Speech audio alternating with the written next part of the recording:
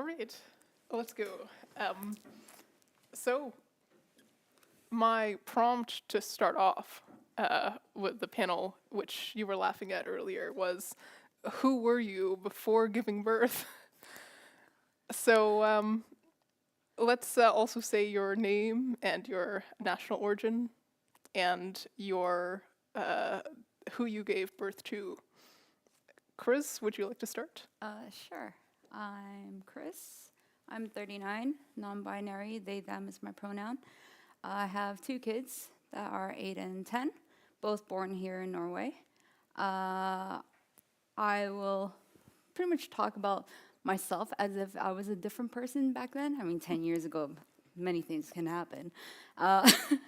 So back then, I'm born to conservative Filipino parents, moved around the world, lived from Australia to Philippines to all over Canada, different neighborhoods, different places, and moved here in 2007. And then my kids were born 2012 and 2014. But yeah, it was, at that time, I was sort of in a survival mode constantly. Because of all the moving around, I just learned to kind of fly under the radar, live the A4 life, and kind of keep my head down. But that had impacted my birth story considerably. But that was me back then. Yeah. Very good. My name is Fungi Sai. I am from Zimbabwe, and I have 3 children, one aged almost 30, another one who is 16, and one who is almost 12. And I am almost 53. And I have had children in Zimbabwe, in Scotland, and in Norway. I suppose I should introduce myself also. I am Sage. I am the moderator to this panel, mother of 0 children, but I research maternal health, and I am a foreigner living in Norway, so I wanted to learn more about this topic, so that's me. My name is Lucia. I was born and raised in Colombia, but my heart is Mexican. That's where I was before moving to Norway. I have 2 kids, 2 little girls. One is Isabel, that is almost 4, and Martine, who is 7 months old today. I always joke with my friends that if you knew me before having birth, then you don't know me at all now, because I'm a totally different person.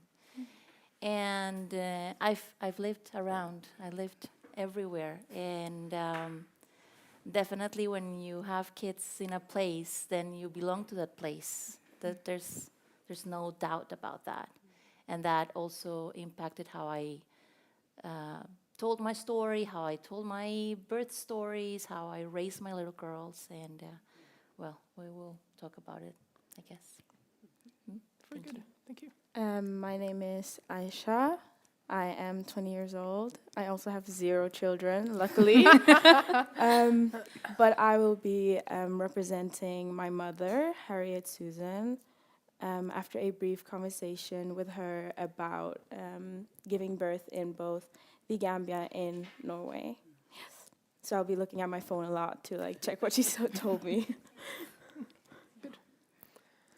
All right, so we're here to tell a story, and now we're going to move a little bit forward in time from before birth. Now, what did you expect about pregnancy before it happened to you? Oh, wow. How I expected pregnancy? Having to be removed from my family and my social structure back in Canada or the Philippines. I based my expectation of pregnancy around the media, truth be told. What you saw in movies, what you see on TV, on what you hear on the radio, what people you hear as a smoke trail is what I based it off of. I was right and wrong on it, to be truthful. But it wasn't anything I expected to be. Like, if I, in retrospect, anything I wanted it to be did not happen. I had no expectations because I wasn't planning to get pregnant. Uh-huh. Yes. So you see, that's a whole different thing. Yeah. So when I had my first child, well, when I got pregnant, it was not a planned pregnancy, and it was rather an unpleasant surprise at that time. Oh, no. So I had no plan, I had no expectations, and suddenly I was pregnant, and I decided to go through with it. So there was no preconception. I was just a young person having fun, living my life, planning my future, and everything was turned upside down. Yeah. So I think it's a slightly different experience. Obviously, the next experiences were more planned, but I think from that first experience, I had no idea. I wasn't thinking about it. I was 22. You know, life was ahead of me. So yeah, different. Oh, interesting. I wanted to get pregnant. That's the whole reason why I moved to Norway. Not because health system here is perfect, like everybody says. No. But I was living a very hectic life, and my husband too. We were always like, we were not even living in the same country. So we said, let's have children, but let's not have it like this. I don't want to be pregnant with you working and I working, and I was working 24/7. So we said, maybe Bergen is the place. Everything is so calm. And I always say that Bergen is like a little Fisher Price village. No offense. It's like, it's beautiful. But everything is so calm. People take time. And I was like, this is what I need. Pregnancy was just what I wanted. I took time. My parents came to see me. My sisters came to see me. I made friends. I was working. What I didn't expect was what happened the next day that I had my baby, and then the day that my parents left, and then the day that my husband went back to work, and I was alone with a baby that didn't stop crying. And I was like, what am I doing here? I had a perfect life in Mexico. I was running, I was the boss, I was doing whatever I want. Now, this little human being is running my life. I was like, at what time? And like, what happened? And then my husband coming, and I saw that we were not the same at that moment. Something happened, and we were not a team anymore. Although we planned it, we said, let's do it. This is what we need, you and me and you. And then he's the local, right? He's the Norwegian. And I was not the Norwegian, and suddenly I didn't have a job, and he was working. And this whole thing, like very Latin American, that he's working, you're taking care of the house, happened to me, and I swear that will never happen to me. And that was happening. Then, of course, those dynamics were like, but then, guess what? I had another one, and I said, this time I know what I'm doing. Nah. No, because I was a whole different person. Yeah. So again, creating expectations. So to answer your question, the only time that I thought that I was doing the right thing and I enjoyed it very much was the first time that I got pregnant. Well, so Lucia has brought up an interesting point about your support system during the pregnancy, your social network. Did you two feel that you had that during your pregnancy? I had one Norwegian best friend who just gave birth a year before me. And I had a complicated relationship with my in-laws. So I couldn't completely open up to them or ask them for their input. So I relied a lot on self-research and books and stories that I would find online of Norwegian births as best as I could. That was my baseline. But I wish I had at least a touch of, say, my family, my culture, some form of familiarity, but everything was strange to me. Yeah, with my first child, my best friend was my support, really, because it all happened in a situation that nobody was happy. My family was not happy because having a child out of wedlock is frowned upon. I'm sure many of you can identify with that, right? So what I had done was just wrong. So there was a lot of disapproval from my family. Luckily for me, I was working, so I was independent. Because in my culture, if you get pregnant, you are sent to the man's house. And my father actually said that, and I said, I'm not going to anybody's house because I can look after myself. I was staying with my brother, but I was able to support myself, so that made a big difference. So because there was so much tension, I know my mother was there and she wanted to support me, but because my father was so angry, and there was so much sort of disapproval and stuff happening and discussions around, really my best friend was the person who was there for me. She was there for me for antenatal classes, and my boyfriend of that time was kind of in and out and really not sure what he was doing. So it was really my best friend who was there for me the whole way, and she was there when I gave birth. So she was kind of my rock at that time. With my subsequent births, it was much better. I had my husband. With my second child, I had a bit more of a network in Scotland. In Norway, again, I had my husband and some friends as well. So it was a bit better. But I think I missed out on, at least I feel I missed out on that whole, what you're saying, the whole collective culture, the whole support from family, which I know many people have experienced. I didn't really experience that, which I think is a bit sad. So I can't really share from having had that experience, but of course I'd love to hear about other people's experiences who've had that family support and felt that collectivist, people coming around them. I love to hear those stories, but I didn't really have that. But I had people. So I was never alone, really. Yeah. Aisha, do you have any thoughts from your mother? Well, your story reminds me of my mother when she was pregnant with my older sister. It was also a very sudden pregnancy, unexpected. She was 18, also in the Gambia, so a Muslim country where it's frowned upon, out of wedlock. So I don't know in detail, but I think it would have been the same experience where there was a lot of disappointment,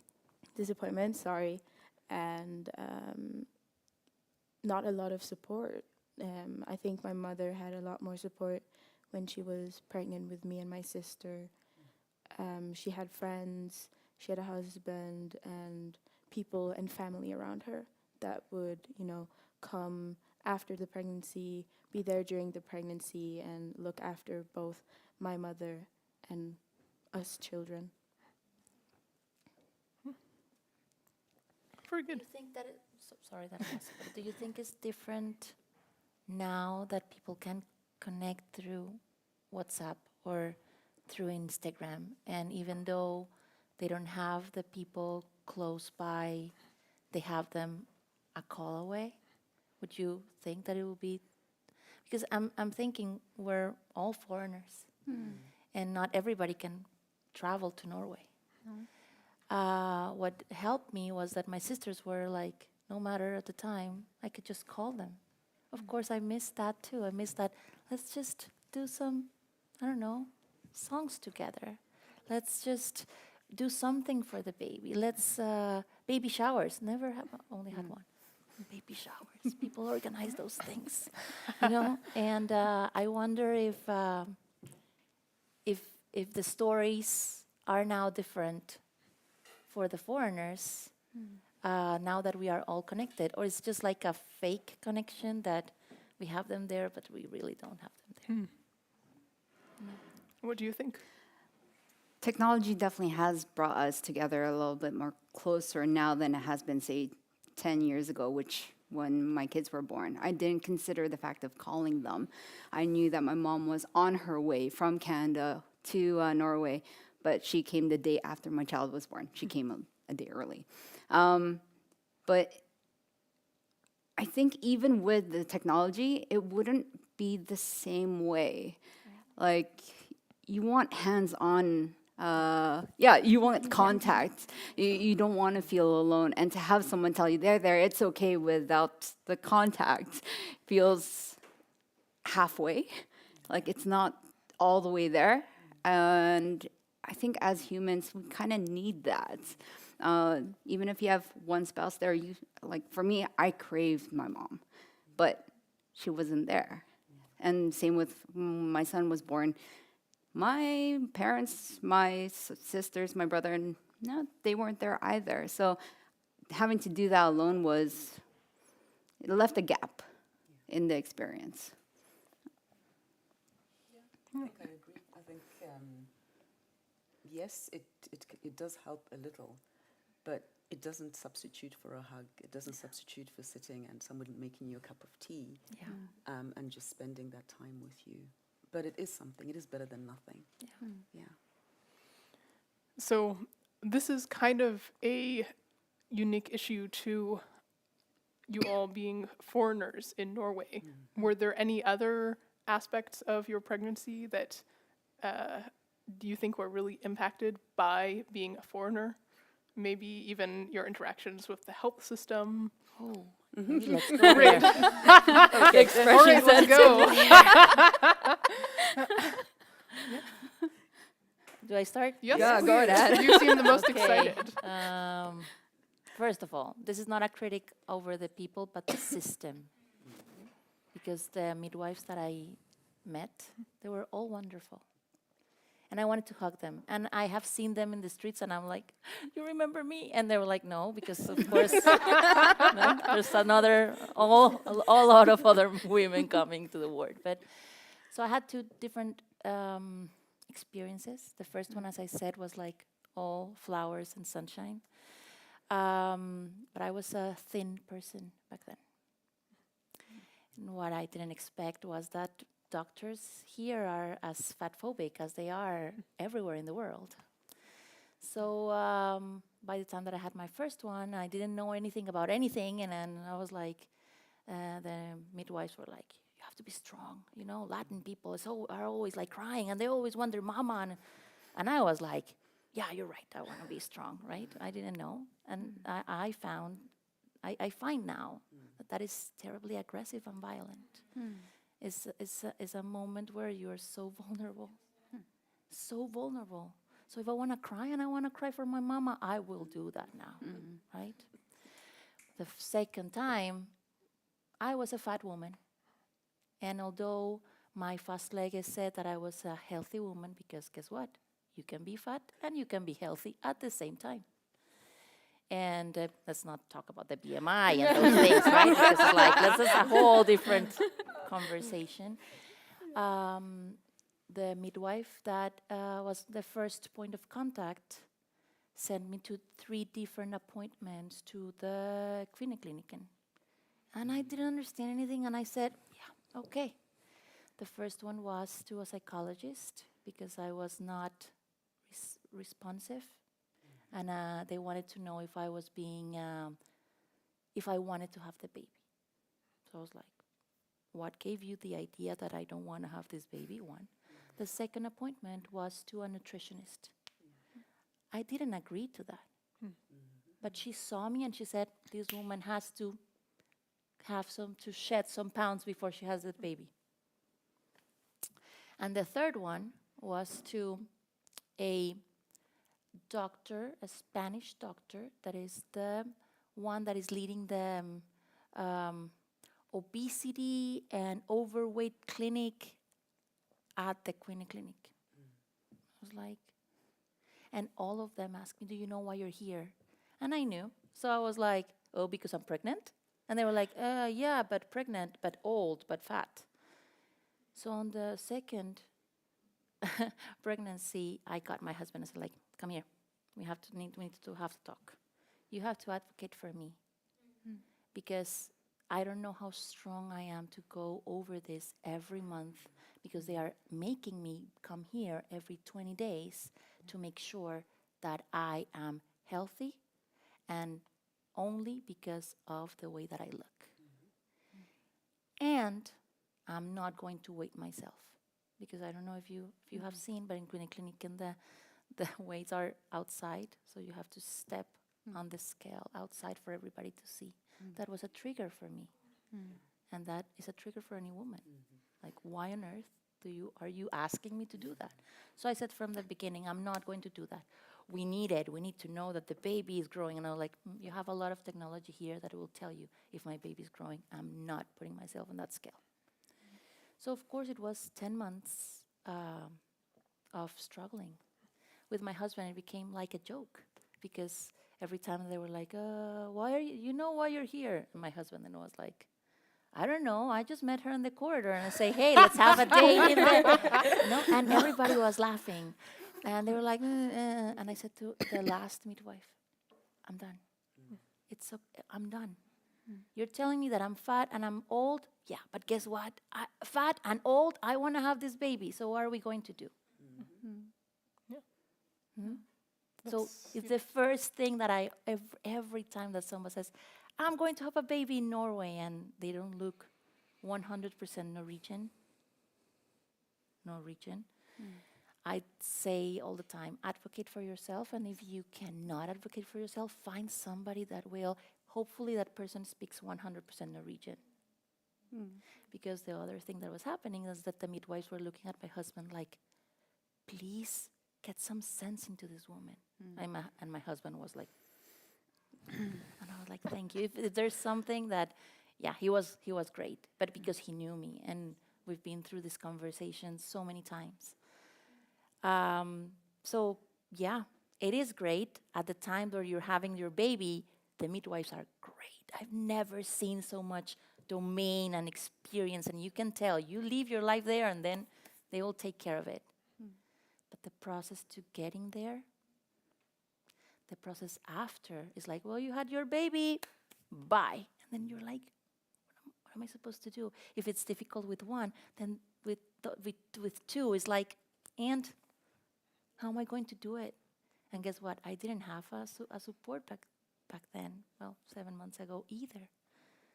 Because it turns out that pandemic didn't make life easier for anybody, right? So again, this is against the system, because I also know that the midwives have to follow orders, and they're understaffed, overworked. They're like, oh my God, this woman is coming here and she doesn't want to weigh herself. Oh, I understand. So it's not personal with anybody, but the system is not made for people that look like me and that have my culture. Thank you for sharing. That's a very terrible experience. Yeah, but I have a beautiful baby, so it's Oh, like all right, that's good. That's good. It was worth it, maybe. Yeah. Chris, do you have anything? You also seemed excited my about God. this topic. Where do I even begin? So like I said, I was completely removed from my culture, my family, my support system. So having to go through the system alone. Well, I have now ex-husband. He was the only grounding thing I had to kind of lean my faith into the public health system. And so whenever him and his mom, who's also a nurse, was just like, oh, you need to do this, you need to do this, I just went and followed, survival mode. When something fell off, as you said, had to advocate for yourself. I told them about, I have no family here. I have anxiety. I don't know how things are working. The midwife, was it the midwife, Jumo, at the helsestasjon? She met us up at Koko and gave us a tour of how things worked. I'm like, okay, that's possible. I didn't know it was possible, but it really felt like she went out of her way to make it comfortable for me. But the fact that also that I was wanting things that were closer to like a home birth felt so foreign to me. I didn't know what was offered. I didn't even know there were 2 different departments at Koko. So when they showed me and gave me this tour, I'm like, oh, I can actually do this. But I didn't know how difficult it would be to have them to culturally understand how I wanted a certain atmosphere. So I wanted a certain kind of system for me. But I didn't have the words back then. So to advocate for myself when I didn't have the vocabulary was even harder. And a lot of the nurses back then were not so comfortable with listening to English. So I had someone else advocate for me. I just told them point blank, here's what I need, get this done. and then just leave it be. I didn't go as far as I wanted to go, but I just wanted to be comfortable. That was my baseline. Yeah, it's really interesting listening to your stories because your experiences are what made me want to become a doula. But my experience, I guess, because with my first child, I didn't know anything, and I was just told that, oh, now you are going to do this, and now doctor is going to do this, and now you're going to go here. And I ended up with a lot of pain, and I said to myself, next time I have a baby, I'm going to find out, I'm going to have more control over the experience. So, how many years later? 14 years later, second baby. So now becoming an old parent. And what I did, this was in Scotland. And I think towards the end of my pregnancy, we were all set for a hospital birth. We had a lot of great care. I found out about home birth, and I decided I'm going to have my baby at home. And my husband was like, "Ooh!" And then I said, and I'm going to have my baby in water. And he was like, "Oh!" So, my husband is not a great reader. I mean, he reads sort of academic stuff, but not things. But he read a home birth book, and he read a water birth book. And in Scotland, you have the choice. You can choose to have a baby in hospital. You can choose to have a baby in like Stockton, the halfway. And you can choose to have a baby at home. And this is all under the public health system. So I went to my doctor and I said, I want to have a baby at home. And they said, okay. And they got the home birth midwives to come to our house to talk to us. They set everything up. And I had the most incredible birth. That's my favorite birth. I had the most incredible birth. With my daughter, then we moved to Norway. And I was like, I'm going to do the same. Now I'm in my early 40s. Of course, there was all geriatric pregnancy. You need to get this checked. And I was like, no, thank you. I'm sorry to interrupt you. Yes. Geriatric pregnancy here is after 35. Well, 35 geriatric. so imagine like, I was 40, so... No, I'm 40. Imagine, I am 40. I just had a baby. And it's like, I don't look that old. No. No, you don't. Right? I'm like, oh, God, this is not good. Yeah, but like you say, you come to Norway, right, and there's no information. No. In Scotland, there was information. There were pamphlets. There was everything. You were given the information. In Norway, there's no information. So I managed to find out. I said, what can I do? What is possible? And they were like, of course, you can have birth wherever you want. But there was no support for that. So we paid for an independent midwife, and I had my birth at home again. But this was through my making that effort, informing myself, finding out the information. And my husband is not Norwegian, he's German. So we were both foreigners. But we managed to figure it out. But we had that advantage of age, of experience, of having lived in a different society, of having informed myself and knowing what I wanted and what I didn't want. And that makes a lot of difference. But the system, as you said, was not helping. All this I found out on my own, got in touch with an independent midwife. She was absolutely wonderful. And, it was a great experience. But this was all on my own initiative. And I think that's extremely problematic. When as women, we don't get the support. It's either you go to hospital if you want anything slightly different, and even within hospital, you still kind of still try to push you into a certain box, and I think that's not support, and that is not giving women choice. Especially because there's different pregnancies, and if you have a good Yes. pregnancy, you can make choices. But if you are in pain, if you are sick, how are you making those choices? Then there's no way to go. There's no Then, then you have to just follow and then Yes. pray that everything will be okay for you. Right. So moving on to the birth. After you've been pregnant, what's happening at that point? That's why I love midwives. Right. Because birth that itself was the most amazing experience. I Tell love us more. midwives. I love midwives. If any of you is pregnant right now, like, I love midwives. At that point, I'm like, thank you. And every time that I see one, I say how amazing they are, because I think they're amazing. If I could just go to university again and do something, I'd probably become a midwife. It opened my mind of so many things that you can do being a midwife. The first one was a pregnancy that was like fast. Of course, fast, I was 42 weeks, right? So I was like, okay, I'm not an elephant. Come on, let's go. I'm done.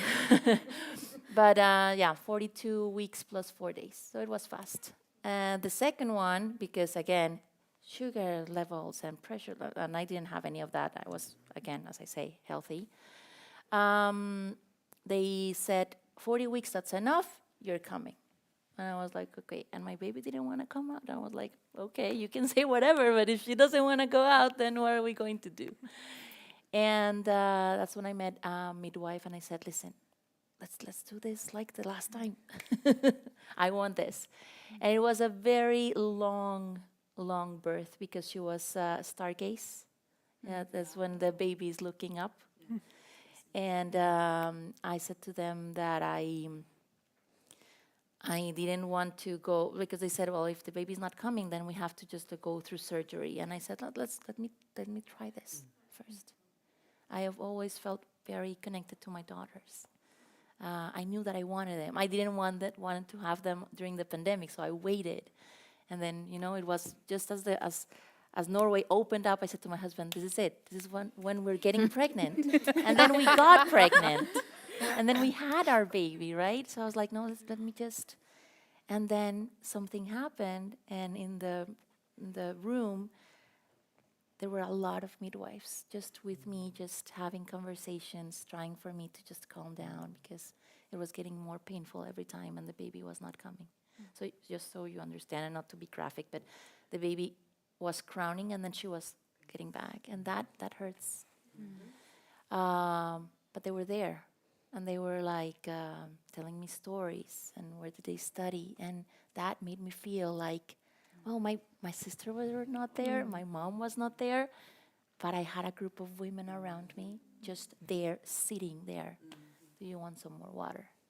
Tell me, why do you say that you're Mexican by heart? What did you study? Tell me stories about your little girl. And that was great. That was the most amazing thing. That's why I love them. Oh. I have two very, very contradicting births. I had to write down notes just because I'm ADHD and this could go in any direction. The first one, my daughter, who is now 10, the contraction started first thing in the morning, about 4 o'clock. Didn't get to Coco until the evening, about 14 hours later. Had to lie to my now ex-husband, tell them that the contractions are 2 minutes in between because this is going on for too long. They won't let you in unless it was a certain amount of minutes in between. And I'm like, nope, this is too long. I need to get in. So they're like, yeah, now it's that much. Go ahead. I'm like, okay. Then they took me over to Stoken because I wanted to have the water birth myself. Wound up trying everything from hypnosis, acupuncture, the water birth, everything they could possibly offer, I tried. Did not work. So the entire ordeal was about 3 days for my daughter. Same with my son. So they popped the amniotic sac, then sent me over to Föden. There I ended up getting the epidural. And then I got cut because my daughter was taking her sweet time getting out. Jesus Christ. That meant to 1.5 liters of blood loss. She ended up having to get pulled out. I got stitched up and then moved downstairs. But during that time, I had the overläge, their student, the läge, their assistant, the Jumel, their assistants, my bestie, my partner, plus my mother-in-law in the room. It was a full theater event. So upon that first experience, I learned that I had immunity to oxytocin. They pumped me to the max with oxytocin just to get the contractions going, but it wasn't enough to get my daughter out. So hence her being pulled out, me being cut. And then luckily my mom arrived the day after. I'm like, thank God, I can rest. My son, on the other hand, was completely different. As the movies kind of dictate, sometimes your water breaks in the most unlikely of places. Mine broke on the bubonen. Oh Yeah. Oh yeah. Thankfully, it was dark jeans. No one could tell what had happened. I walked out discreetly, going, "What the hell?" I got checked at Cocoa. They sent me home. They told me come back the next day and see if the contractions started. Contractions didn't start. They sent me over to Fitton immediately. I was like, I'm not going through the first ordeal all over again. So they had me on monitor, giving me the pills to get the contraction started. Then they had me on epidural. They missed the first time, so they went in for a second. Yeah, those needles are not a joke. So it became a waiting game again. And so at the point where they had an emergency team outside having a meeting, I was telling the midwife that was in the room, hey, I think I need to do a number 2. She's like, what? I'm like, I think I need to do a number 2. She's like, what are you talking about? Her back was turned to me, so she couldn't see what was going on. And I was like, I really need to go. She turns around. She's like, my son was about to fly out. The emergency team was not needed. She had to catch him, quite figuratively. So that was very quick. No damage, no shock, thank God. Unfortunately, because the ordeal took too long between the water breaking and him coming out, he had consumed some amniotic fluid. He was 6 weeks too early. So he had gulsot, jaundice, and got moved to the ICU for a week after that. So I was there going from Coco over to ICU for an entirety of a week. So that was a hell of an experience, to say the least, on both sides. But if it says on the movies that, water breaks at any point, it's possible. Yeah. Yeah, mine were not so dramatic. Oh, That's good. My first was, again, as I said, I just did what I was told. And I think the difference there was I went to hospital and I lay on the bed the whole time and I didn't realize that lying still like this was causing me more pain. But I didn't make a sound. I gritted my teeth. My friend patted me and massaged my back. Until I was taken to the theater and the doctor. I lay on my back again and they told me to push and I pushed and obviously baby wasn't coming and they cut. He came out and, that was done. 14 years later, I learned that you move. You do not lie still. You do not lie on your back. So that was a completely different experience where I was moving the whole time. And then when it came close, I was in the birthing pool and I gave birth on my knees. And it was the most beautiful experience. It was in the morning, the sun was rising, there was music, I had my soundtrack playing. It was magical. It was absolutely magical. And I caught my son as he came out. He kind of swim up and I caught him and I put him in my arms. And it was the most beautiful experience I've ever had. And I said, you know what? I want everybody to have this experience. And then 4.5 years later. Before we go on to the third birth, I'm just curious, what birthing position did you two use? So the first one was like super fast. Okay. The thing is, I also lied. But I said to my husband, these people are like really not understanding because they're deaf. I'm in pain. And they're like, well, you live in the city, you go and go back. And I was like, well, what if I just wait in the cafeteria? And that's what I did. Yeah, so I lied. The second time I was like, I don't have to lie because they're asking me to come here. So the first one was really fast, and I was laying, and then the baby just came. And it was beautiful also because it was like January. Also, that's something that the Norwegians don't do because barnehage. So, but I had the hospital just for myself. And it was like the window was full of snow. And it was just, the hospital was just for me, so it was like quick. So I was like just laying down, and then the baby came. When you have a stargaze baby, then you have to move. Then that's when you understand that you have to move. So they tried every single position, every single position. And my baby became when I was on the side, because it was like her last option before I had to go to, and they had to cut me, and I was like, no way. A C-section, a recovery is way more difficult than like a vaginal one. So I'm like, no, I don't want to go through that. So yeah, that's how it was. Right. Birth positions? Birth positions, both on my back, legs splayed. And can we define being cut, by the way?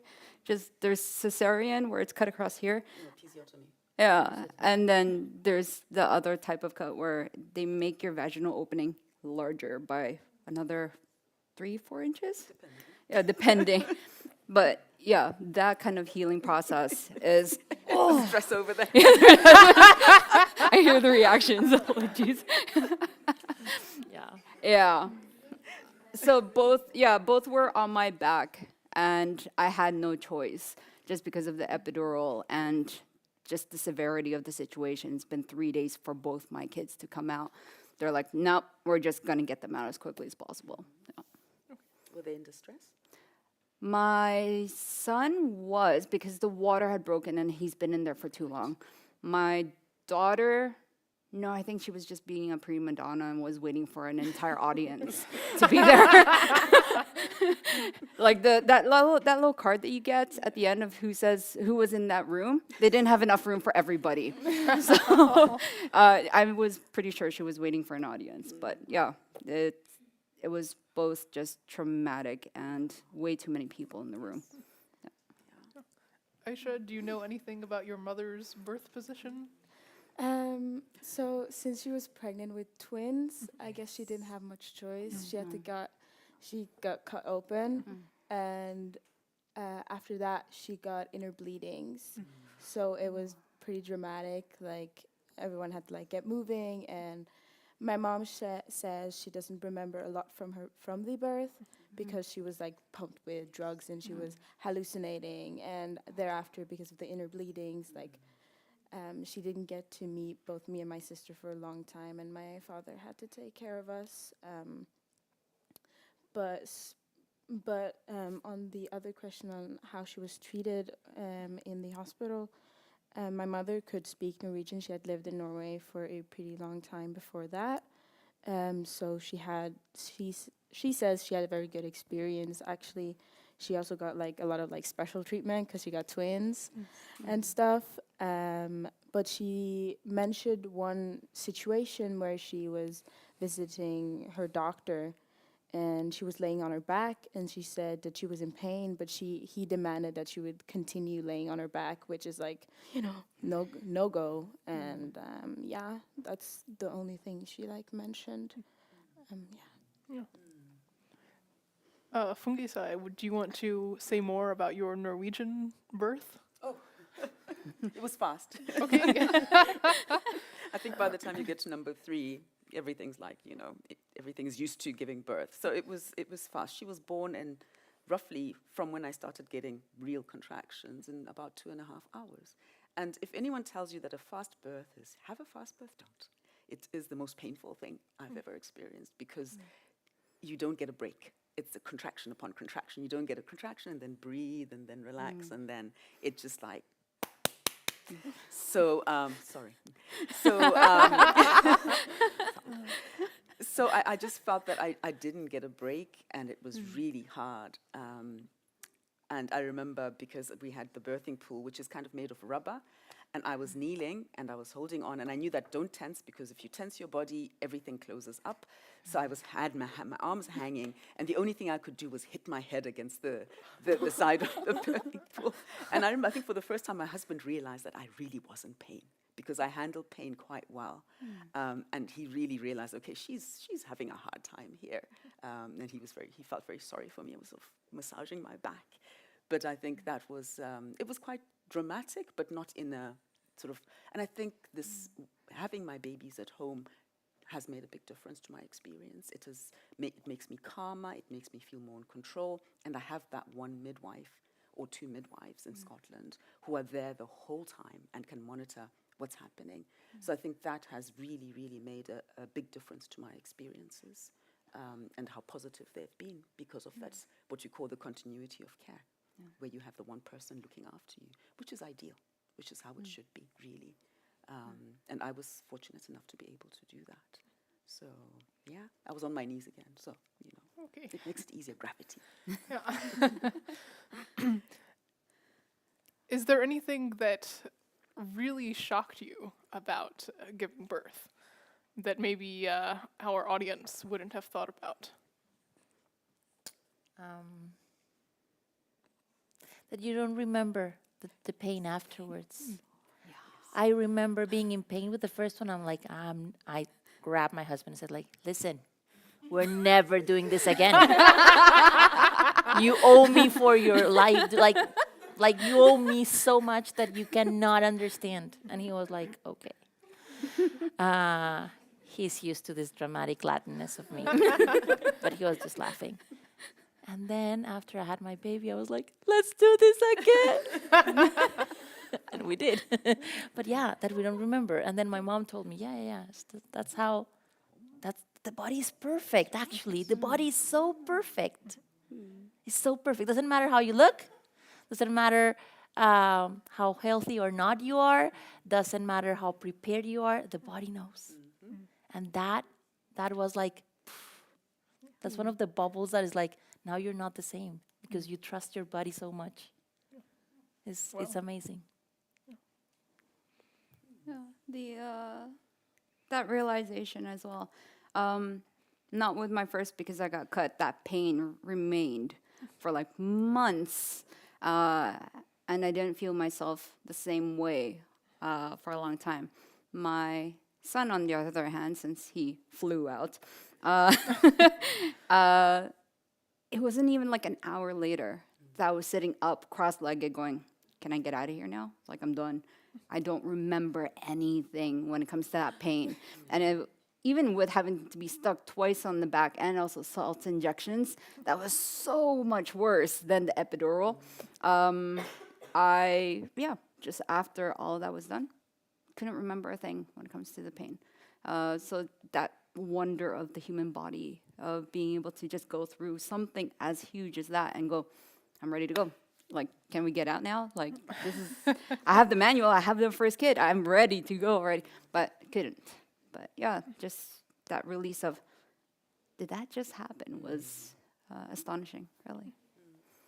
Yeah, I think you're right, because you go from feeling a lot of pain to wonder, because all of a sudden there's this person and you're like, oh, this person came out of me. So I think that just the two, that pain, and I think for me the pain is different from when you break a leg, when you sprain something, when you've got a headache, because it's a constructive pain. It's pain where your body's working to move your baby out. So I think there's a different, and I think there should be a different relationship to the pain. Yes, it's sore, but it's about something constructive. Your body's doing something. It's working towards something. So that helps. And then, of course, once the baby's out, the pain is gone. It's like this. It's like nothing you've ever imagined. You can take a Paracet or ibuprofen. It's not the same. It's like there, you're like, oh, and then like, oh, wow. So the hormones of birth and just the incredible way that the body works. It's totally amazing. So I think that we can't really explain that. We can say it, but yeah, you have to kind of experience it too. Yeah, it's either you feel the pain and then it's gone. And then it's gone. How is that Yeah, possible? how is that possible? But I think that's the most wondrous thing about it.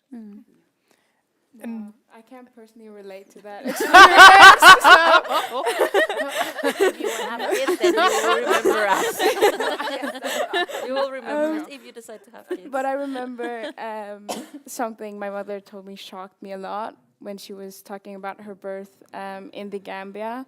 She was talking about how like unprepared and misinformed and just weren't very knowledgeable and good at taking care of my mother. And then she like told me how one of the sykepleier, nurses told my mother, she said to her, it felt good when he was fucking you, so now you have to deal with the pain. And she said that a lot of people experienced that when they were giving birth. So it must have been a very stressful birth, you know, with all these people basically bombarding you with insults. So that shocked me a lot. And yeah, it was, I would punch them in the face if they say that. yeah, exactly. I was like, what the fuck? Yeah, there's a lot of.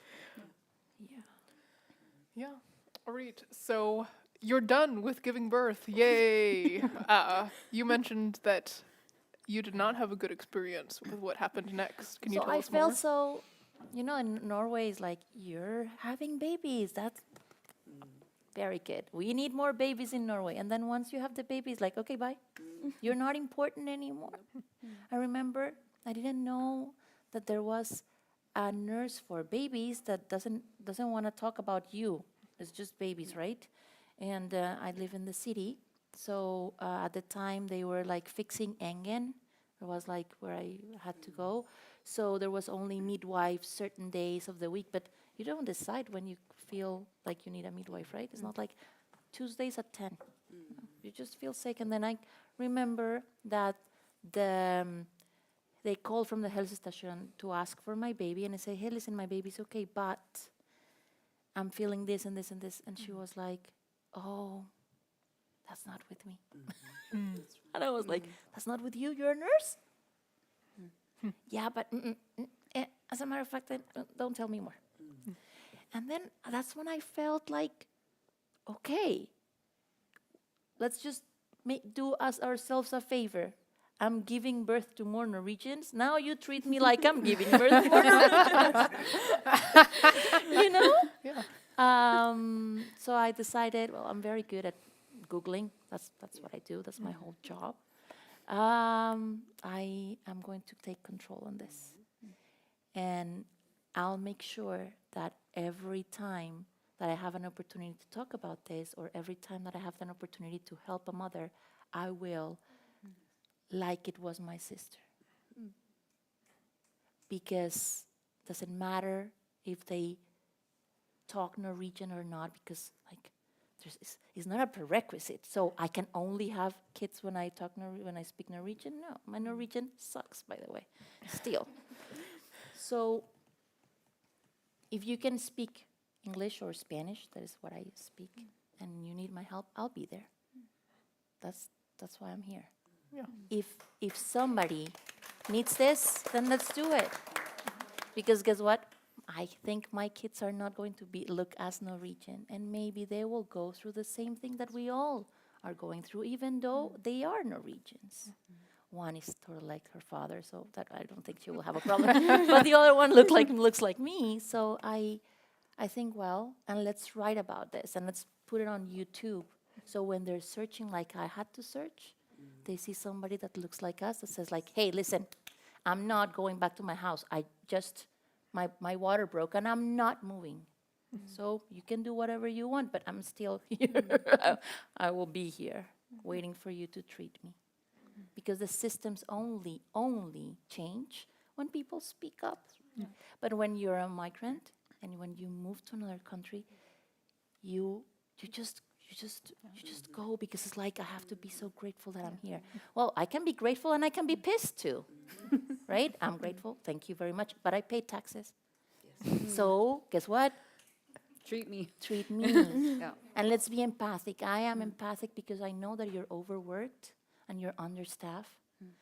Now, be empathic with me. It's my first baby. I don't know anything. And hey, I studied, and I was ready, and I was not ready because no mother, first-time mother, is ready or is prepared or think that things are going to be as they are. So let's talk. Let's talk. And let's include also men, because thank God I had my husband there. But also because we had a lot of conversations. Hey, no, you cannot be on the side of the doctor. You have to be on my side. If we don't include men, women, everybody, grandparents, I don't know, then things are not going to change, and things need to change. Women that are like me, that are fat, they have the right to have babies too. And they have the right to enjoy it. hey, I want to be super big. I want to have a skirt so big that people will know that I'm pregnant. Because it has to be a celebration. It's a baby coming.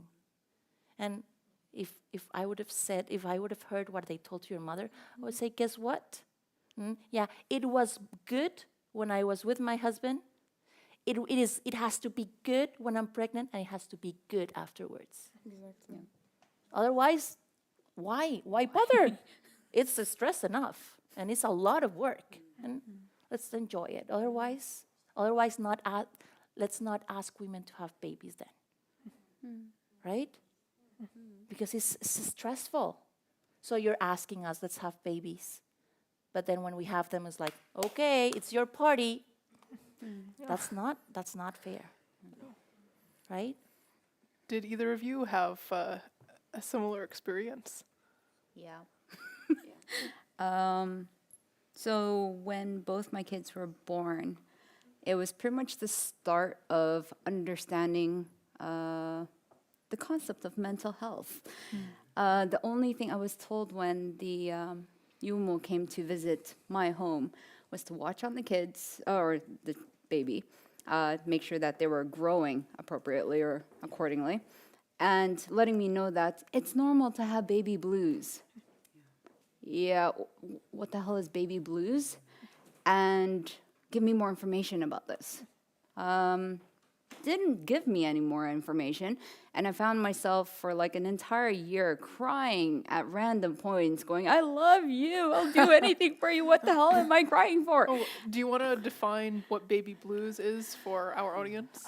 Baby blues in essence is like your hormones kind of finding its homeostasis, like its balanced state again, but then you have these pitfalls and ups and downs and swings that are so random. And as someone who just found out I have ADHD, maybe it had an impact of how my mental health was before and how it may have accelerated it over the years after that. So the baby blues was so terrible. And I honestly thought I was going crazy and trying to be a mother while I'm trying to contain my tears, and my ex-husband going, what's wrong? And felt helpless to be able to be of assistance. So that was, it was horrific, and it required a lot of self-reflection, a lot of studying, a lot of going to my Norwegian best friend going, hey, did you have this? And exchanging those stories, because it made a difference. Because then I'm like, okay, that was to be expected. All right, so that's what baby blues are. Why didn't anyone tell me about this? Through the entire time of the pregnancy and going to the hälsosöster, no one prepared me for afterwards. It was is the baby okay? Is it eating all right? Is it gaining enough weight? But was there any care for the mom? No. So that part sucked. Yeah. I think generally postnatal care is poor. The baby's taken care of. You take the baby to the hälsostation and the health station, the health clinic. And yeah, they weigh the baby, but they don't really take care of you. They don't ask you how you are, and how is the baby going to be okay if you're not okay.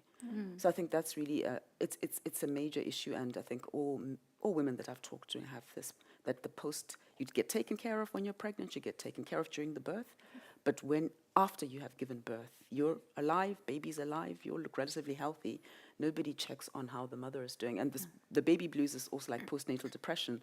So it can be mild, just a couple of days you're feeling a bit down, or it can really be bad, where everything is dark and you don't want to see your baby, you don't want to touch your baby. So this is really important that women are taken care of so that they don't get to that stage where it becomes like a clinical depression.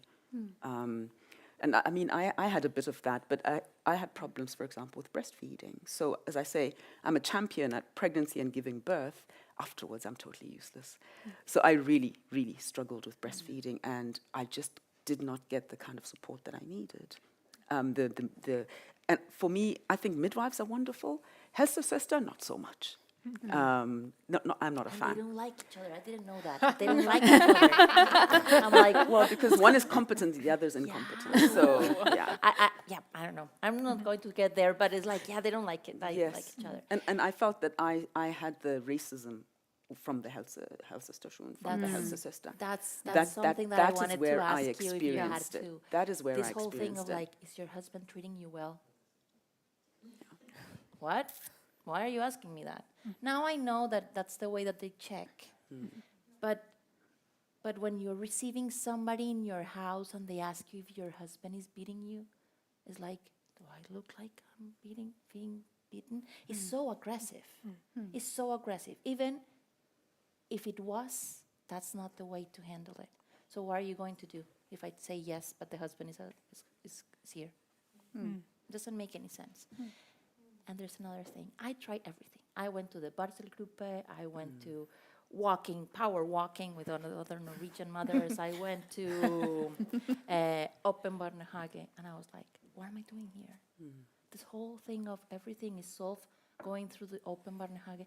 Why would I play with my baby in a kindergarten if I can play with my baby at my home? And guess what? In my home, I'm warm. I don't have to go into the rain. I don't have to, and then it's like, they ask the same questions again. Why are you here?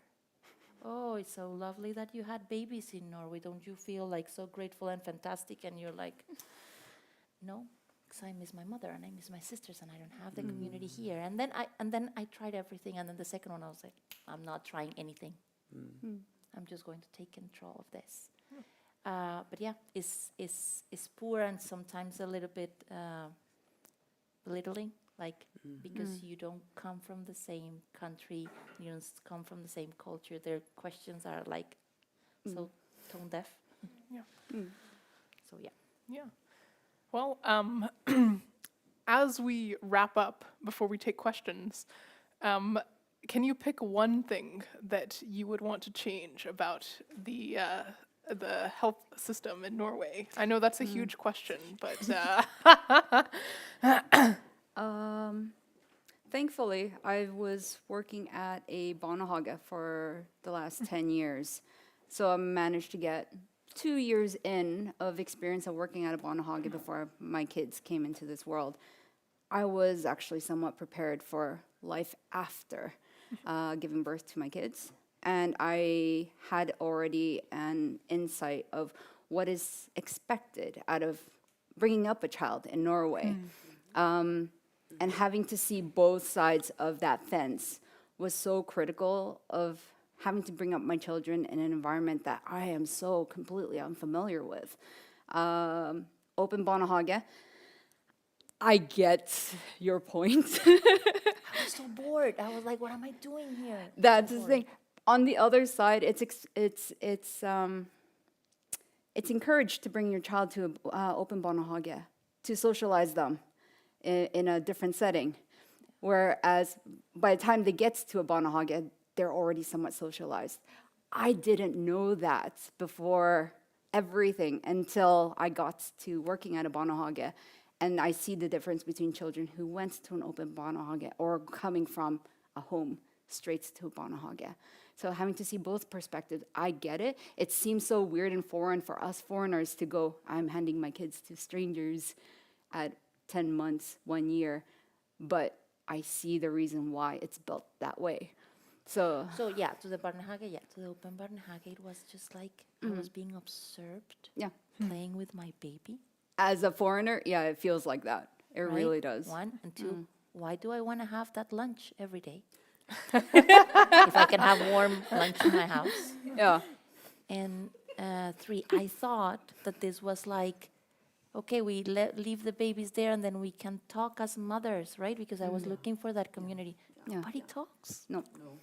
And of course, nobody talks to somebody that her Norwegian is as bad as mine, right? So it was like, okay, I'm leaving. The other thing that I didn't know is that there's a lot of Norwegians that have nannies. So what happened living in the city is that, and that I was really like, wow, people have nannies here? Yes, they do. And they're Spanish, and they're Philippines, and they're Asian. And what happened was that I was not networking with other mothers to see how they were dealing with, breastfeeding. I was having conversations of where to have lunch with other nannies. So I was like, there's no point. there's no point. But yes, socializing babies, that's great. I found other ways to socializing, of course. But open barnhage. Do you have maybe one last comment, just as because you are a maternal health professional in addition to being a mother yourself? I would say woman-centered care. Okay. I think put the mother at the center and make sure that you provide what the mother needs, what the woman needs, and I think everything else falls into place. Very good. Then we get better babies, better socialized babies, babies who are loved. Because if you're a stressed mother, if you're a depressed mother, how are you going to manage to look after your child when you're dealing with all those issues? So I'd say put the woman at the center, Very good. and the rest falls into place. Very good. All right. I think we've had a great discussion. Is there anyone? Okay, we can do a. Yeah.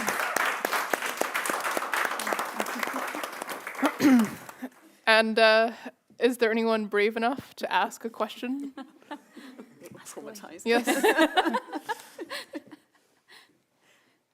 Yes. Who was first? Oh, wow. All right. Yes, please. Oh, there's a mic just behind you. Hello. My mom, I have 3 siblings, and my mom, she usually tells me, because I love to talk to her about birth and all that. And she usually make jokes because she says when she have a male child, we come very quick. She doesn't stress at all. But when she has a female, oh man, it takes hours and days even. So I was wondering, is that a thing or what is that? She's messing with you. She's messing with me. In my whole life, I've been thinking that's truth because she gave birth to me at home. Yeah. So, yeah. and the way it happened, she told me that she told my dad was going to buy some stuff outside. And even my dad said the same though. So when my mom was tired, so she went to rest. And then she felt suddenly, as she was resting, she felt like she was about to give birth.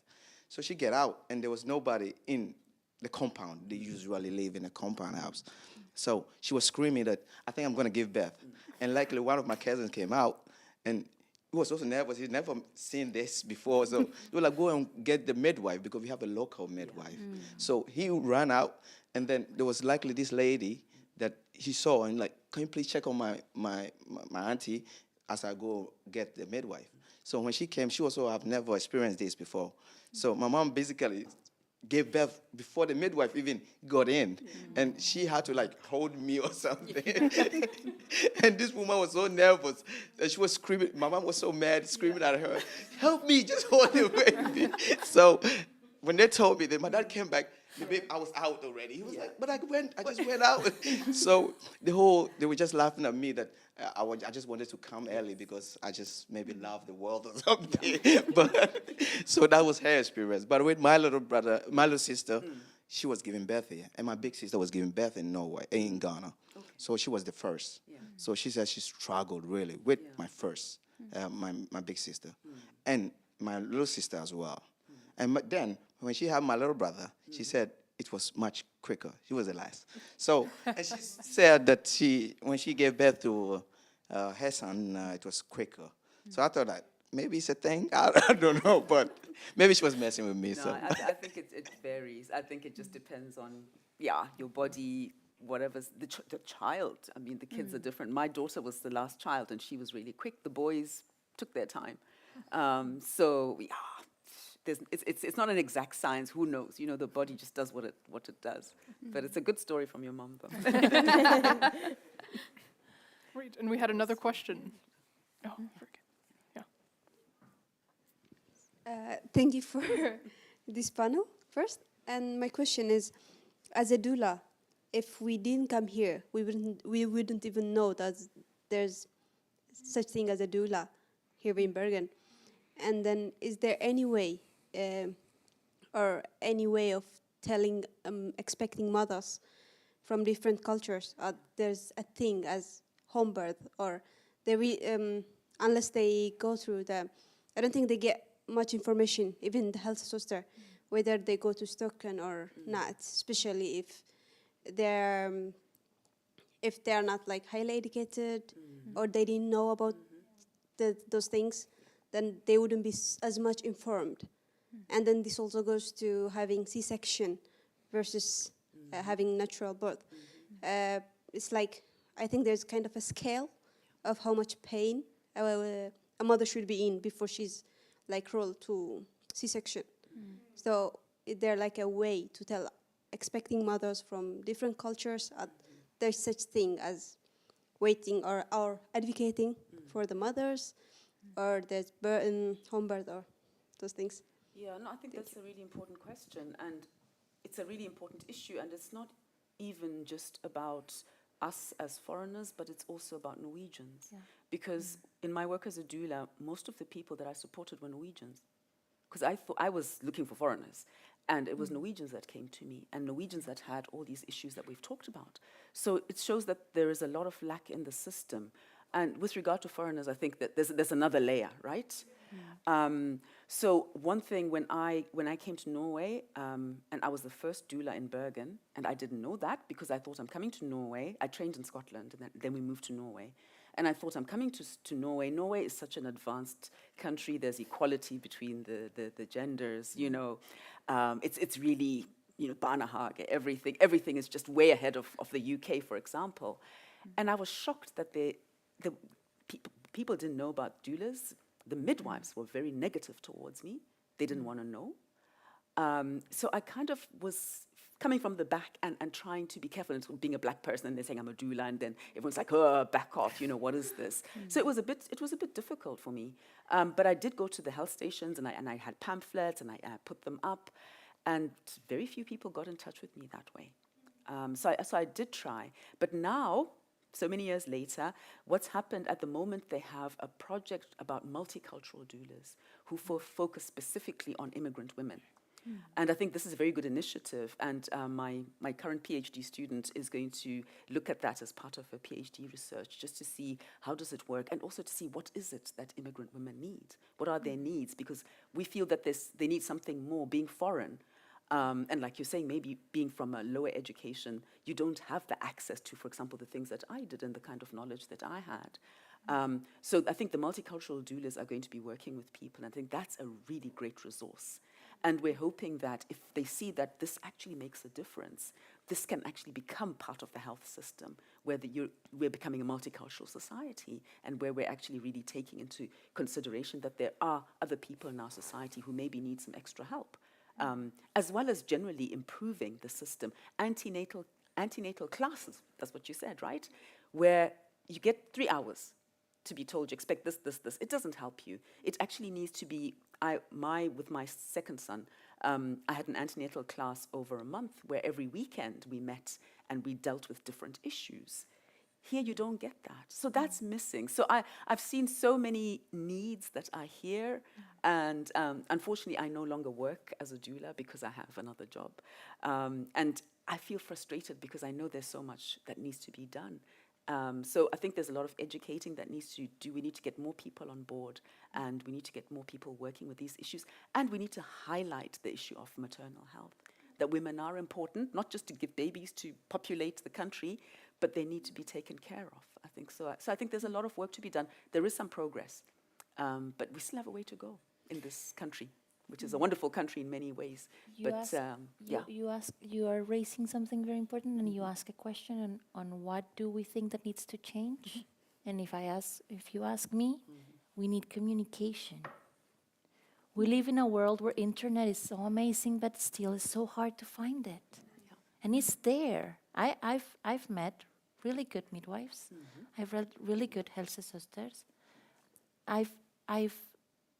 I know, and that's true, Norwegians are also mothers because they don't talk, but then you become their friends, and then they're like, this experience was horrible, right? I don't understand why, for instance, if you have twins, instead of giving you 24 months or 20 months as a parental leave, they don't put the two parents in parental leave because you don't need a longer time. You need more hands, right? So, of course, those decisions are made because there's no mothers working on this type of things. Once you become a mother, you know exactly. But also you need mothers doing communication projects where we put the information where mothers can find it. Yeah. Because it's very hard. I've seen the doula saying like, oh, you can come to me. But if you don't know what a doula is, you're like, why am I calling you? Right? But if there's spaces like this and more of us are coming and saying, hey, come. There's stories that you need to hear before you decide to have a baby. Or if you're not sure. Or if you already had a baby but you want to have another one. Right? So communication is key. Instagram, come on. We can learn how to, make our makeup. How are we not sharing more of this? Right? Not just communication, but I think representation is really important. Yeah. I mean, if I had seen a Filipino or a Canadian, well, as if Canadians really had an outside look, if there was someone who had somewhat of a representation to what I can relate to, it would have made a world of a difference. Instead of having to stare at, sorry to say, just a white face who's telling me all this information, but I can't seem to grasp it because I can't relate to it.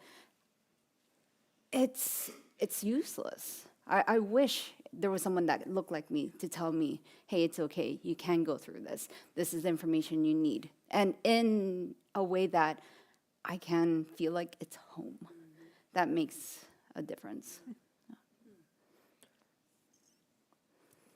I think, Mary, and then we'll go to you, and then you. Oh, and patience. So many questions. It's great. Yeah, thank you for a very great talk. And I have a lot of questions, but I'll start with the first one. Regarding postpartum depression after giving birth. How can you help somebody who's dealing with postpartum depression, like practically? Ooh. Not only women that have postpartum depression, any mother. Go and make them some food. Because you never eat warm, and that trigger anybody. That's a trigger. Go and clean their house. Help them fold clothes. Let them cry. There's not enough spaces for us to cry. And we cry for whatever reason, but it's okay for any reason if you decide to cry. And just sit there with them. Yeah. Because they know that they're going through something that they cannot understand, but somebody has to hold that baby, because babies thrive on contact. So if you don't hold that baby, the mother cannot hold the baby, and the father has to go and work, or the parent, the other parent doesn't have to be a father, but the other person cannot, because they have to work. That's how the system is built. Somebody has to carry that baby. And if a mother that has a postpartum depression is seeing that somebody else is carrying the baby, there's some load that you're taking away from her. Yeah. Because it's a very difficult situation. Yeah, having to have the extra pair of hands to do the practical things is a load off our shoulders. Because the moment that we can't carry our baby when they're crying, there's a sense of shame and guilt in it. There's a sense of failure of being a mom. Yeah, A failure, right? a horrible failure. Yeah. And you kind of judge yourself like, why can't I do all the housework and take care of myself and care for this baby when my partner's out making money and I'm supposed to balance all of this? It's a hard balance. So having extra pair of hands, I know it's not in the Norwegian culture to like go visit family and then like in the first 2 weeks they want to keep the space of like the parents having time with the baby. But I think it is so important to have that extra pair of hands of, hey, drop off some food for them so that way they have time for the baby instead of balancing out chores and for each other and for the baby and the house and everything. Something as small as practical things goes a long way. Yeah. Maybe we should, take another. Yeah, thank you very much for the talk. My research in the university is more about cross-cultural competence and communication in healthcare and all of that. So, and you've talked a lot about how there's a need for more information to be shared, especially with migrants, because that's what I am more focused on.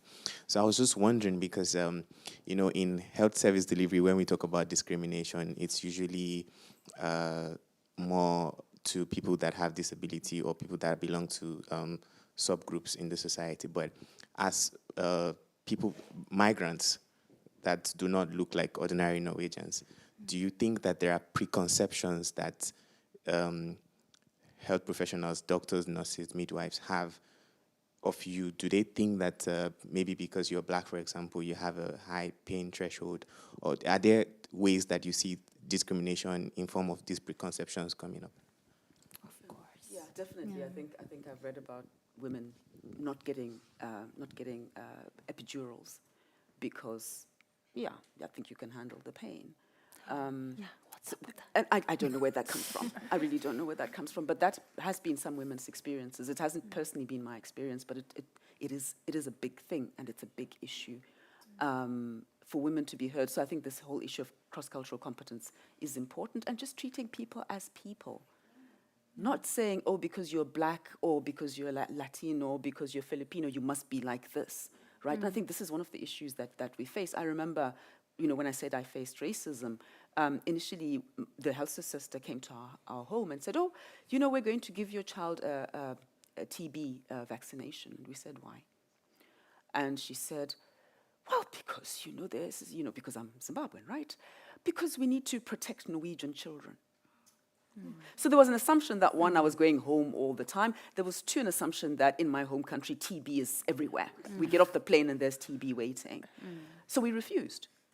And then the second time I went to the helsestasjon, and that's why I don't like helsesøster. I had a nice one after that. This was this one. Went to the helsestasjon, and she was like, oh, so you've probably had hepatitis. And I was like, no. She was like, oh, you probably didn't know you had it. It's a bit like having a cold. And I said, no. So then I thought, okay, why did she think I had hepatitis? So I went home and I Googled, and it was about poor sanitary conditions.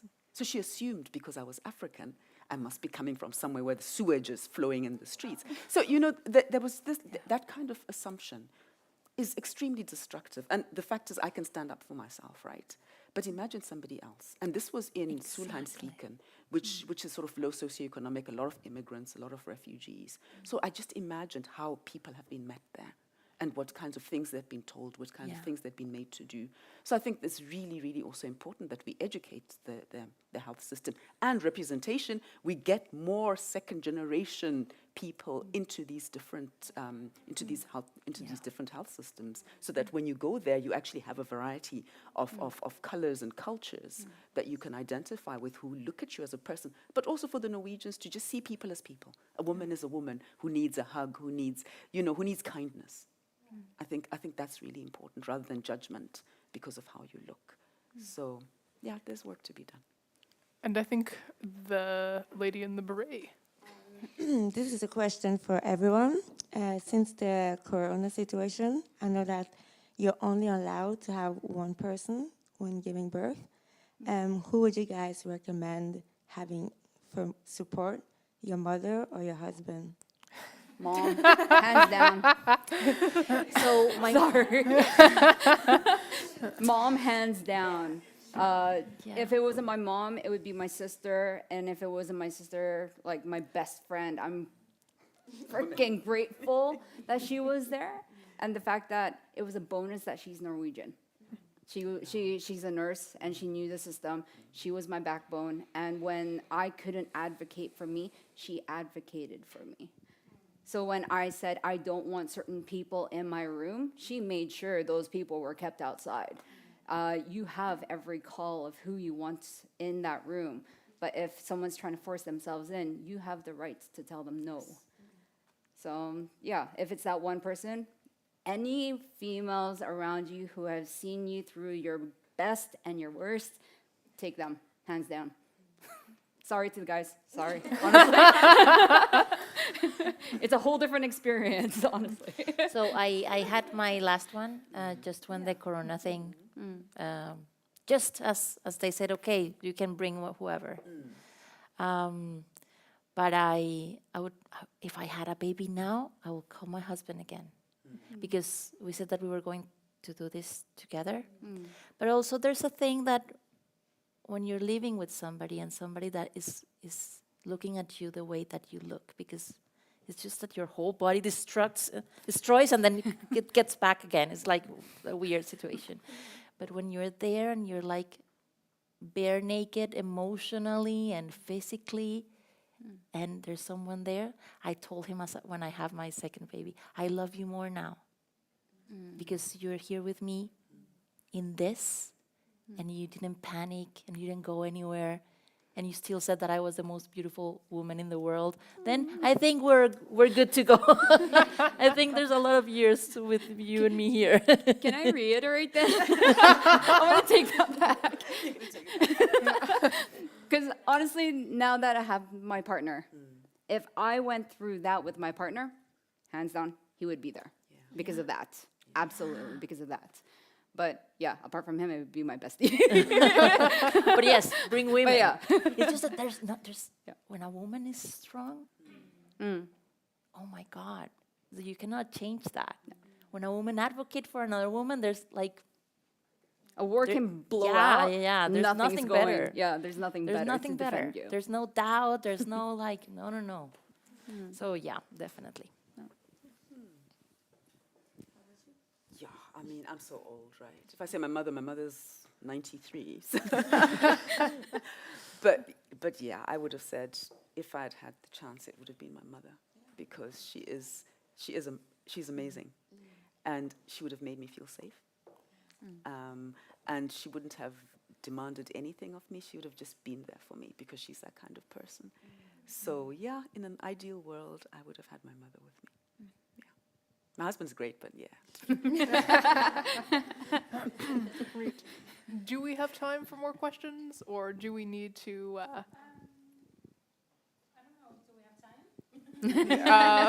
Does the house say? Yeah. Okay. Yes. Okay. So patience, and then yeah.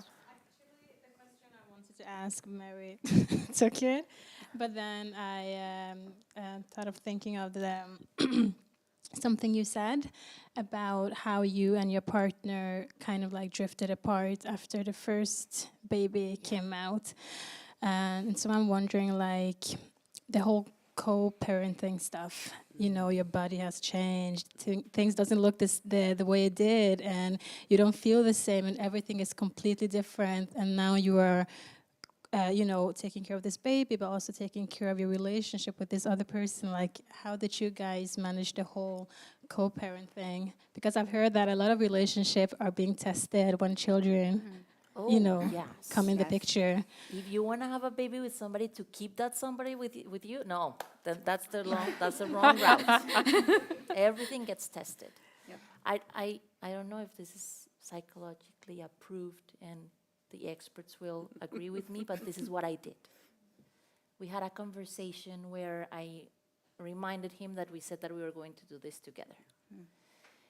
And I also understood that he comes from a generation, he's older than me, where men are there, but men are not really there, right? They're in the room, and they know that they're fathers, but they're not the type of father that will, do certain things with their kids. They're just there to, clean their teeth and, feed them, and that's it. So we decided that we were going to do the best things that we know with our kids. Like, for instance, I don't like to go outside a lot with my kids. Like this whole mountain thing, and even if it's a storm outside, no, that's not me. But he's really good. And I told him, I would love for my daughters to know about that and to get to know, the outdoors world and all of that. Also, my husband is a really good cook. Teach them that, because if they have a connection with their father, their life will be better. So I have to remind him that that's the way that you connect with a baby. Of course, when he did that, then I had time for myself, right? And we started doing like a list. It sounds very like management, and it's a horrible conversation to have, because you want your husband to be like all romantic. You don't want like, okay, did you do the laundry today? Because I'm going to do the washing of whatever. You don't want to have those conversations, but you need to have them. And that's why I'm always saying, bring the men into this conversation. Because having a baby is not only having the baby, the whole dynamic of the house changes. And it's like, okay, I'm doing a lot and you're not seeing it. And the other one is like, now I don't have you. Like, the whole conversation of, you have to be a mother and you also have to be a wife. No, the wife has to stop because I'm a mother. Now there's, right? And the second thing that we did is that we assume that we are small barns for eldre. I love that concept because it's parents of small children. And we have to go through this until they're 6. When they're 6, things change again. But then let's assume, you and me, that this is who we are. Our hair might not be wonderful, our house will be a mess, but if there's a mess, it's together. Don't expect me to have the house clean. And I will not expect you to be okay after you come from work. Because he's allowed also to be sad and frustrated, and he also wants to dance and go and have a drink. But we assume that we don't drink right now because our babies need us in the morning on Saturday. So it's okay. We will drink in 5 years. But it's together. You know what I mean? We will not go into a full party, but in 5 years we will. And it's okay because we're together. If he goes to a party, and because that's something that people do also. Men go to a party and then the woman stays with the babies. Or the woman goes with her friends. And I don't know how healthy that is, but that's my opinion. I don't know how healthy that is. Because it triggers frustration. It triggers, I want to do this more and I can't. And when you have babies through that scarcity mode, there's no fun. There's no joy. And you need that joy and you need that fun because life is hard with babies. I think it's important to realize that when you decide to become parents, you're making a choice. And it's not like you're just going to be a parent sometimes. You're making a choice and there's sacrifices that are involved, especially in that small barns for eldre time. So I think that's really, really important when you decide to have kids, to say there are going to be some sacrifices. There's going to be a time when we're not doing very much, when we're not going out very much. But we need to be together to support each other and to bring up our children together. Yes, you can do some things here and there, but it's not like she's the woman, therefore she's breastfeeding, therefore she does everything. And I know the one time that my experience with our son, the one that my husband, my middle child, we did everything together with him. We were like, so he's a very loved child. With my daughter, we now had a 4-year-old and then the baby. So I had the baby and he took care of our son. And that was difficult for me because I did feel very alone with the baby while he was taking the little one out to play and whatever. And I felt like you're not really. And my daughter, she'd say to my son, "Go to your father. This is my mummy." She even saw that, this is my mother and that's your father. I mean, we got over that and they're fine now. But it was something that we didn't expect. We suddenly saw that, okay, I have to do this and you have to do that, and we didn't have family. So things like that, it's like the first child is one thing, the second child is a different thing, maybe the third child is a different thing. So you kind of have to keep the communication open and know that you have to communicate and talk about the difficult things and the struggles that you have and try and work things out. So it's really, it does change things. And that you don't have to be perfect. My husband still loved me, although I was like, really? And he was like, yeah, you look great. And I was like, no, I don't. Look at my stomach. And he didn't see that. And I think sometimes with women, we give ourselves such a hard time. Oh my God, yeah. Oh, I need to be perfect and look like this. And your man doesn't see it because, she said, he saw you give birth. And he's like, wow, this is a Wonder Woman, right? So we kind of have to accept ourselves and just let some of this stuff go because, they love us anyway.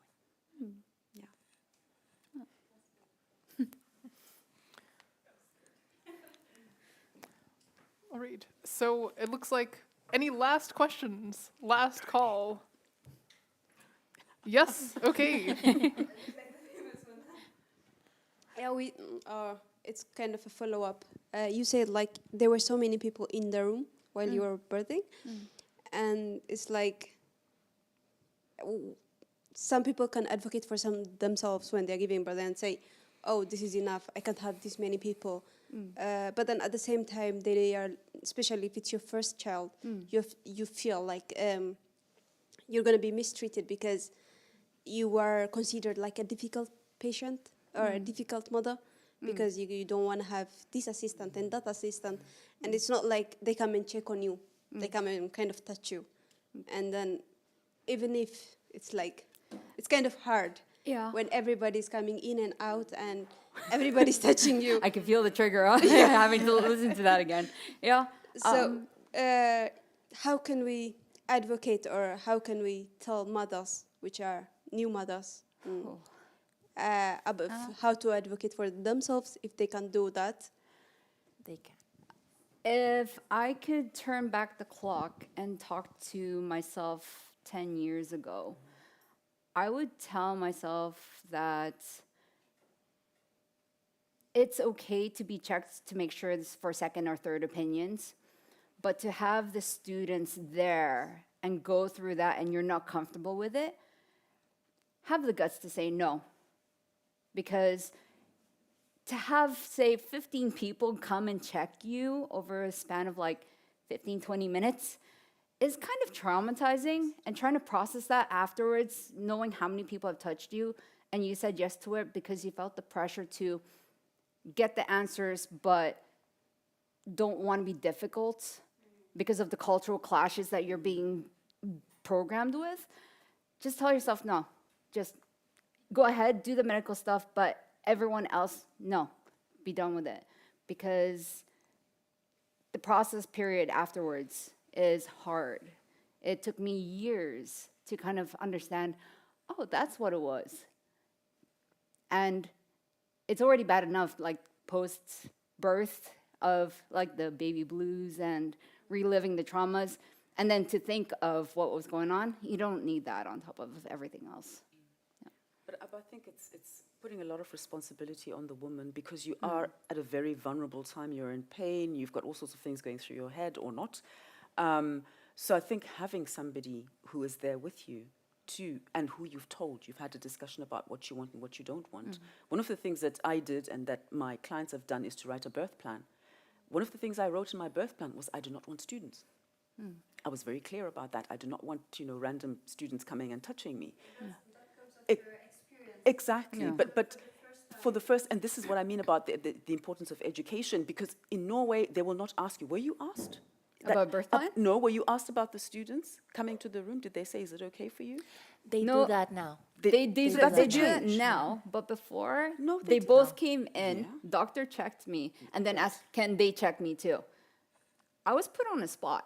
How can I you're say like- no to that? Yeah, right? Yeah. And you're very vulnerable. Yeah. So that's actually unfair. So that's training the medical students. Yeah. We have to go right back to training the medical students about how to treat people in a humane way. But I know from my experience with Norway, there's a lot of there's no consent. No. Because I've had experience of the UK where everything was explained to me and I was asked for my consent for everything. Here, nobody's ever asked me for my consent. I have to ask them to say, okay, what are you doing? And I've seen with my clients how they just come in and say, oh, now we're going to do this, and this whole thing of, as one of my clients said, she felt like everyone who walked in the corridor came and checked to see how far she was. And that's invasive, and it's almost assault, Yeah. right? So I think these are the things about informing, educating, and not just educating us as women, but also the healthcare workers about how we feel when you come in and midwife number 5 comes in and checks. Or just come just in case. Can you just check? I mean, come on. There's something else. We think that they're going to mistreat us if we say no. Yeah. But in my experience, They won't. people are not confrontational. No. So when you are, they get scared. The third time that I said no to weighing and putting myself in that scale, people stop asking. Yes. Because they knew that with me, that's one thing. 2, I will always say to women, read the room. There's always somebody that is leading the others. And make sure that that person knows your name. I was always like, hey, and with this smile, I'm Lucia. So glad that I'm here. Thank you for giving me the most experience, the best experience of my life. And then, that was it. All flowers and butterflies, and because they knew my name. So, of course, you're vulnerable. Be prepared. If you see a woman, tell them, read the room. Be prepared. Be prepared. Of course, and bring somebody. Yeah. Yes. Bring somebody if you can. Yeah. All right. Last question. No. All right. Well, I cannot thank our panelists enough. I want to give you one last round of applause.